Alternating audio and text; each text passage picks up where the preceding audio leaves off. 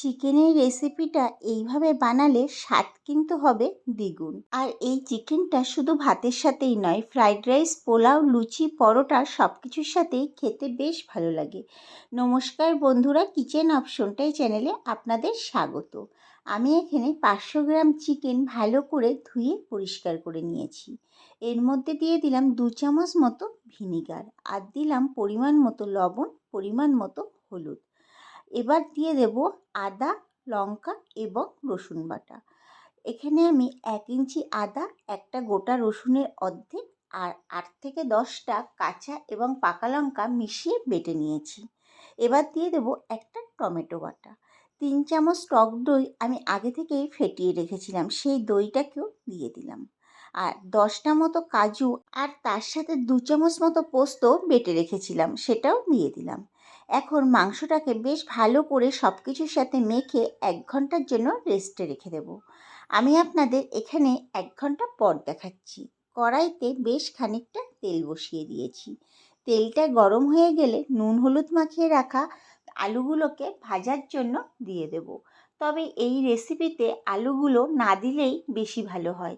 যেহেতু আমরা আলুটা একটু বেশি পছন্দ করি, তাই এখানে আমি আলু ব্যবহার করেছি। আলুগুলো যখন এরকম লাল করে ভাজা হয়ে যাবে তখন তুলে নেব। এর মধ্যে দিয়ে দেব গোটা জিরে, শুকনো লঙ্কা এবং গোটা গরম মশলা ফোড়ন, আর দিয়ে দেব একটা তেজপাতা। ফোড়নটাকে কয়েক সেকেন্ড ভেজে নিয়েছি। এখন এর মধ্যে দিয়ে দিচ্ছি 3টে মাঝারি সাইজের পেঁয়াজ কুচি। পেঁয়াজের মধ্যে পরিমাণ মতো লবণ এবং পরিমাণ মতো হলুদ দিয়ে দেব। পেঁয়াজটাকে এবার ভেজে নেব। তবে ভাজার সময় লো টু মিডিয়ামে রেখে পেঁয়াজটাকে ভেজেছিলাম। যখন ভাজতে ভাজতে এরকম লালচে হয়ে আসবে, তখন এর মধ্যে দিয়ে দেব সব কিছু মাখিয়ে রাখা চিকেনটা দিয়ে বেশ ভালো করে নাড়াচাড়া করে নেব। গ্যাসের ফ্লেমটাকে এই সময়তেও মিডিয়ামে রেখেছিলাম। দেখুন, নাড়তে নাড়তে কিন্তু চিকেন থেকে বেশ খানিকটা জল বেরিয়ে যাবে। 3 থেকে 4 মিনিট নেড়ে নেওয়ার পর যখন এরকম পর্যায়ে চলে আসবে, তখন মাঝে মধ্যে লো ফ্লেমে রেখে আর 5 মিনিট অন্তর অন্তর আমি নেড়ে নেব।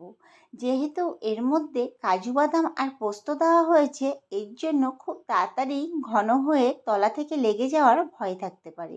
এর জন্য গ্যাসের ফ্লেমটাকে সবসময় একটু কমিয়েই রাখতে হবে।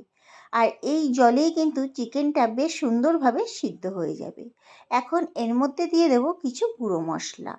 ধনের গুঁড়ো, জিরের গুঁড়ো, লঙ্কার গুঁড়ো মানে কাশ্মীরি লঙ্কার গুঁড়ো, আর হলুদ গুঁড়ো সব কিছু 1 চামচ করে নিয়েছি। এখন কড়াইটাকে ঢেকে দিচ্ছি 10 মিনিটের জন্য। 10 মিনিট পর আপনাদের দেখাচ্ছি। তবে মাঝে একবার আমি ঢাকনাটা তুলে একবার নেড়ে নিয়েছিলাম। চিকেনটা কিন্তু এখানে সুন্দরভাবে সিদ্ধ হয়ে গেছে। এখন গ্যাসের ফ্লেমটাকে হাই করে দিয়ে মশলার যতটুকু জল আছে বেশ ভালো করে টানিয়ে নেব। আর এর মধ্যে এই সময় দিয়ে দেবো ভেজে রাখা আলুগুলো, যাতে আলুগুলোও সুন্দরভাবে সিদ্ধ হয়ে যায়। দিয়ে দিলাম এর মধ্যে 1 চামচ মতো চিনির গুঁড়ো। তবে আমার কাছে চিনিটা গুঁড়ো করা ছিল বলে তাই ব্যবহার করেছি। আপনারা নর্মাল চিনি ব্যবহার করতে পারেন। তবে কষানোর সময় ব্যবহার করলে কালারটা কিন্তু খুব সুন্দর আসে। আমি সবসময় কষানোর সময়ই ব্যবহার করি। দেখুন, কষাতে কষাতে কিন্তু ঝোলটা অনেকটাই শুকিয়ে এসছে। যখন এরকম পর্যায়ে চলে আসবে, মানে এরকম তেল ছেড়ে যাবে, তখন এর মধ্যে দিয়ে দেব হাফ গ্লাস মতো জল। জলের পরিমাণটা এই রেসিপিতে একটু কমই ব্যবহার করতে হবে। ঝোলের সাথে সব কিছু ভালো করে মিশিয়ে 7 থেকে 8 মিনিট মতো ফুটিয়ে নেব। আমি আপনাদের এখানে 7 থেকে 8 মিনিট ফুটিয়ে নেওয়ার পর দেখাচ্ছি। এখন কড়াই থেকে নামিয়ে নেব। তৈরি হয়ে গেল দারুণ স্বাদের এক চিকেনের রেসিপি। এই রেসিপিটি আপনারা ফ্রাইড রাইস, পোলাও, লুচি, পরোটা সব কিছুর সাথেই পরিবেশন করতে পারবেন। খেতে এতটাই সুস্বাদু হয়। একবার হলেও বাড়িতে তৈরি করে দেখতে পারেন। রেসিপিটি ভালো লাগলে আমার চ্যানেলটিকে সাবস্ক্রাইব এবং ফেসবুক পেজ থেকে যদি দেখে থাকেন, পেজটিকে ফলো করে দেওয়ার অনুরোধ রইল। দেখা হচ্ছে নতুন একটি ভিডিওতে।